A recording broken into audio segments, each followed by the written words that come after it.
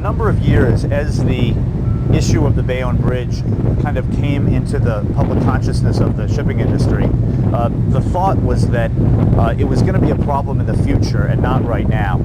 In other words, when the Panama Canal is scheduled to be expanded in 2014, which is going to allow ships of maybe 12,000 TEU to come through it and then come up to ports like New York, it was thought that at that point the Bayonne Bridge would be a problem. What we are deeply concerned with is the building of the larger vessels all over the world today, and the fact that the Panama Canal will be opening for larger ships in 2014. At that point in time, the larger ships will not be able to get into New York Harbor, into Port Elizabeth, Port Newark, or to Staten Island to be discharged or loaded, because it'll be too high to get into the bridge. It is therefore absolutely essential that the bridge issue be addressed, or it will affect the entire economic engine of the port. The reason this freight is going to move on the larger ships is because the shippers are going to be looking for the least expensive way of moving their cargo.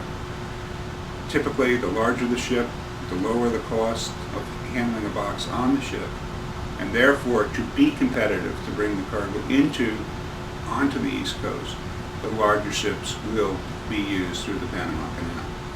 And if New York is not in the game, the cargo will be short-stopped either in Norfolk or on the islands or someplace, and then fed into New York, or moved around the port via Norfolk or another port, and it'll drastically reduce the amount of tonnage handled here in the Port of New York.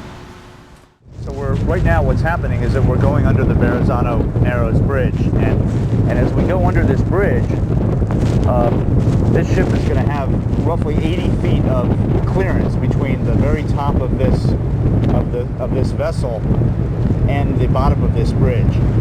So they call that air draft, so about 80 feet of air draft. And you can see that there's really plenty of space between us and this ship. And most ships are able to get under the Verrazano very easily. The only ones that have any issue are some of the really, really big cruise ships. And even those are able to safely get underneath. But you can see we're going to clear this ship, we're going to clear this bridge with no problem whatsoever. But by comparison, you'll see that when we get under the Bayonne Bridge, we are going to sneak under that bridge with very, very little clearance. When we go underneath it, it'll almost look as if we are going to hit it. I've had instances where I've gone under the bridge so close, and again, I have checked to see what is highest point of the vessel, and they've been whip radio antennas, fiberglass whips, and we've gone under, and they've literally just bounced across the girders. You know, you hear the bam, bam, bam, bam, bam. But obviously, it doesn't do any damage to either the antenna or the bridge because it's just a flexible antenna. But we're that close, and you know, that's what we've been dealing with for a number of years. No one knows yet what will happen to the Bayonne Bridge. Will it be replaced? And if so, when? Some have suggested that the full process of financing, permitting, design, and construction of a new bridge could take 10 years or more.